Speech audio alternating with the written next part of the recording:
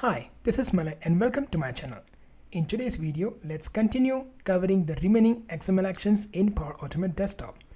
This is part 3, so if you have not gone through previous 2 parts of the XML actions, I will leave the link in the description box. You can go and watch them first and then resume from here. Now we already have read an XML from the file. Let's take a look at the XML which we have covered already in the previous videos. We are talking about the bookstore and the book XML. In this video, we will take a look at how do we remove the attribute and its value, and how do we remove any specific XML element. So let's go ahead and drag and drop remove XML element attribute. We'll go and drag and drop here. In this case, let's first go ahead and probably disable these actions. We don't need, we already have seen them. So let's drag and drop remove XML element attribute. In this case, the XML document is going to be the one where we are reading. XPath query we already have seen. We'll go with bookstore/book. Let's go ahead and remove the specific attribute from price. So let's just remove a currency in the second book.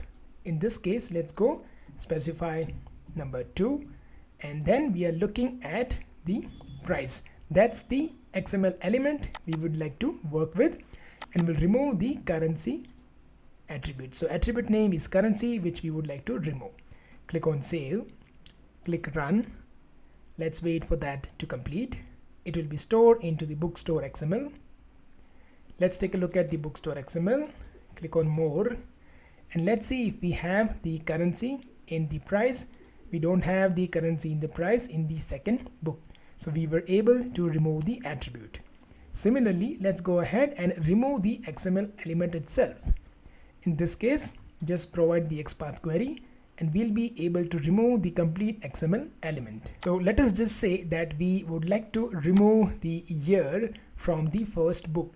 In this case, what we will be doing is bookstore, then book number 1, and then let's go ahead and provide the year. So we will remove the complete XML element from the book 1.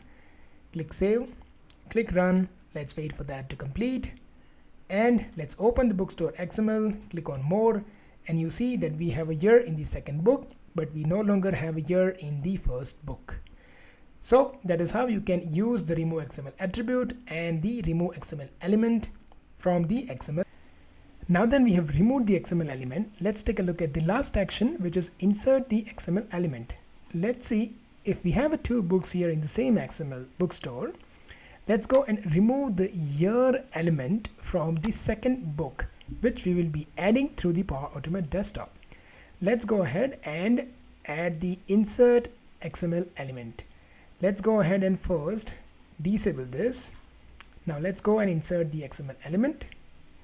In this case, we're going to be providing the XPath query, where exactly we want to add the element. So it's going to be bookstore and then book number 2. That's where we want to add the year element. In this case, let's go and provide the XML element. So in this case, we will be adding the year XML element. Let's go and click on save, hit run. Let's wait for that to complete.